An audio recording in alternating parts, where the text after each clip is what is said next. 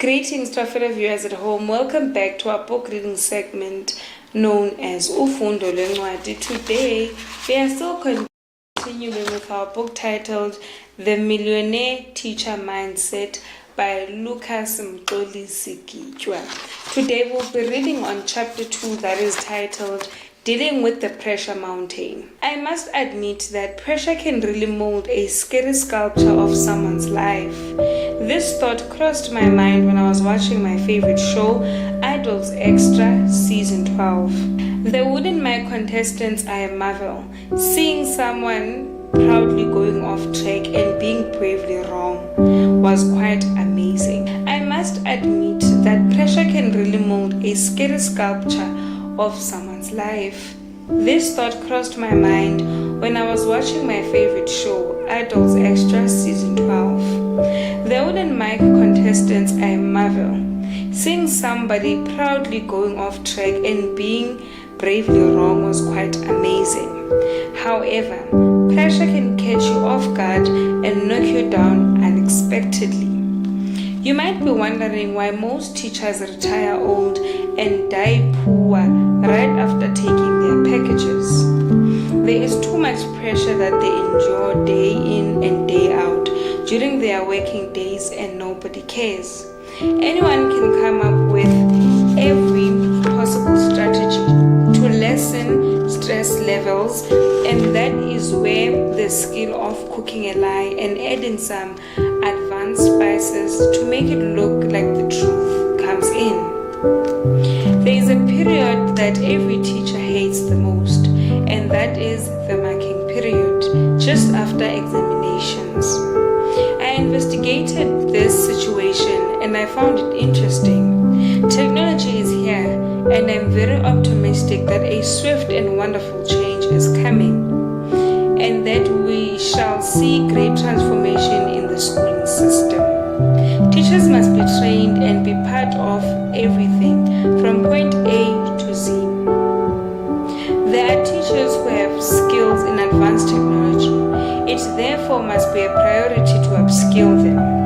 China is doing well to decrease the pressure in education, and the great thing in South Africa and China have a wonderful relationship from the BRICS, the combined economies of the 5 emerging markets, namely Brazil, Russia, India, China, and South Africa. So we must negotiate a deal that can favor our education system. Due to the shortage of teachers, most teachers are pressured to take many pupils in classes in public schools. South Africa needs more schools to be built, or at least it must be mandatory that schools get an assistant. Learners and teachers really need conducive environments.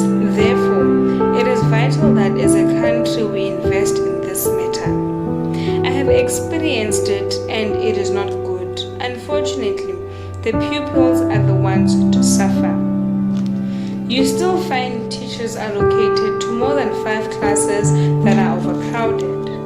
Classes that consist of more than 35 learners is normal if a school has a lot of kids.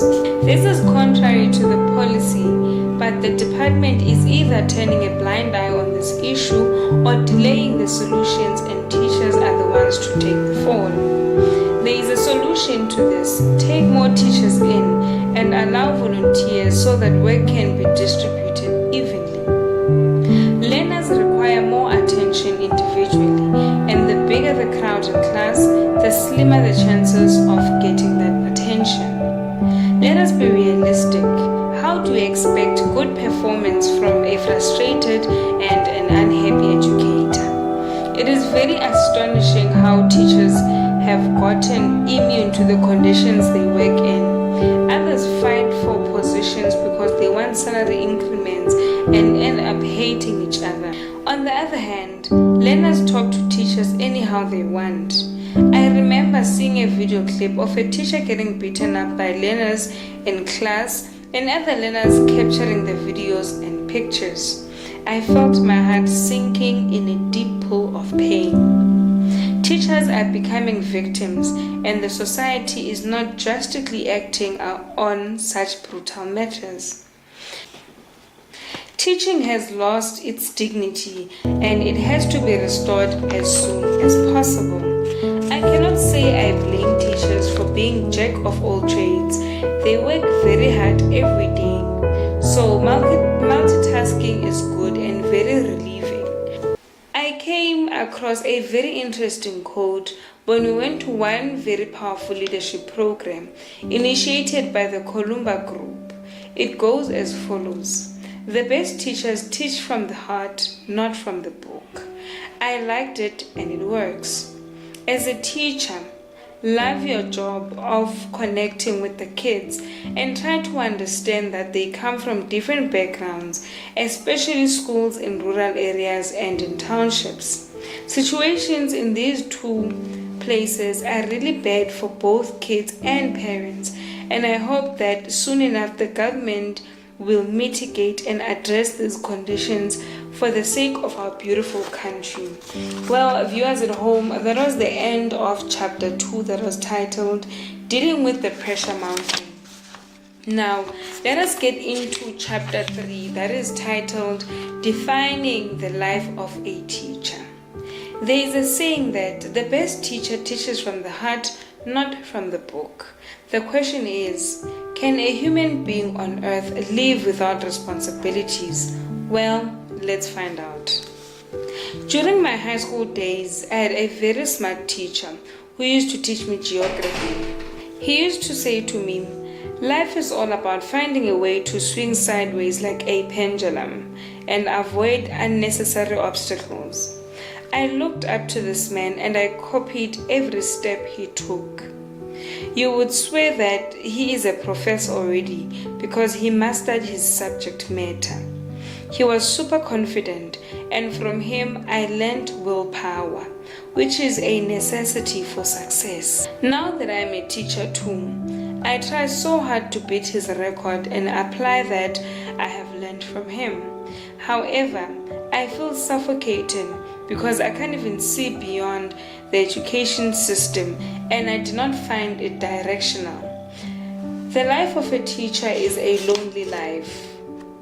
One is faced with two options. It is either you swim or you sink or drown. There are moments when you are not given an alternative, but to either say yes to a pre-decided idea without your consultation or say no and be noted and hated by everybody. Other people are so lazy and they always drag their feet when on duty. Some decisions that are taken on behalf of a teacher are partially unfair. There are very diligent and committed teachers who try their level best to uplift the level of education in South Africa. But why can't the Department of Education show some gratefulness and reinforce teachers in an abundant manner? That will automatically put a smile on every teacher's face and motivate them towards producing even better results. There is a tendency that is slowly rising in the teaching profession. I know you are going to agree with me on this one, because if you haven't experienced it yet, you may have heard about it. The tendency of generalization. You cannot imaginarily measure the degree of the teacher's competency through the performance of learners in a short space of time. There are so many things that add up to a bad performance that need to be taken into consideration. Sometimes I would regret the day I said yes to being a server. I woke up every morning with a question in my mind, that is, what is it that we as teachers did to deserve some of the treatment? Teachers are not machines and they do not operate like robots. They are human beings with blood, emotions, and dreams. Mistreating the source of information is like destroying the wheels in a car and expecting it to operate normally. Teachers have families to take care of. They get hurt at times and break down to endless tears with no one to console them except their same families. They have dreams to achieve too. Somebody must answer to an ancient call and cries from teachers that they must be highly recognized and cherished enough for what they do. Nurturing a kid from zero knowledge to a total genius is one very critical hard job. Teachers develop a child from grade R and educate that kid with so much passion up to the final stage of brain development. Don't you call that genius? Well, if you do not, then you must have a wrong definition of a genius, because to me, that is impossible made possible by a teacher, and that is what I call a genius. I used to look around my fully packed staff room during lunchtime. I mean, look at these tables full of books on different subjects. It is a really congested room, but still, behind that heap of books, you find a smile of a teacher. He or she is given certain tasks to do and complete in a short space of time, but still they pull themselves through. Seasons come and go, but as a teacher, I have even developed ways to endure such. Windowless, dirty classrooms and overcrowded classes, all that is expected to be a conducive environment for a teacher. Why can't we find our own offices and every kind of benefit that we deserve to make the workplace so welcoming and inspiring? All other departments honor their civil servants. They give them transport to work and so many other benefits. But as a teacher is expected to perform miracles, I assume with this little thank you for your service. I guess Toyota knows every teacher's profile or record because their cars are an obliged priority for teachers, no offense. There are many companies that open and run with their target market being teachers. What gives me more pain is that you go an extra mile by teaching a child to achieve his or her goals and be something big in life. Through your guidance, a child succeeds in life and becomes someone more important in the business sector. She or he buys a brand new expensive car that can take you more than 3 years to afford to buy. In a rainy summer day that results in running floods, a teacher is walking wet in that rain. The same child you taught goes past you and splashes the water onto your only outfit. I do not blame a poor child for their achievement. I blame the education system for underpaying teachers, making them jokes and possible examples to make when talking about underpaid people.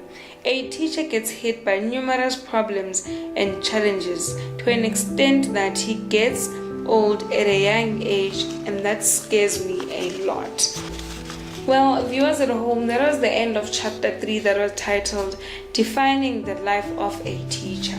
Next week on Wednesday, we will be reading chapter 4 that is titled The Uncertainty of Pressure in Humans. Continue liking and sharing the Informer. See you on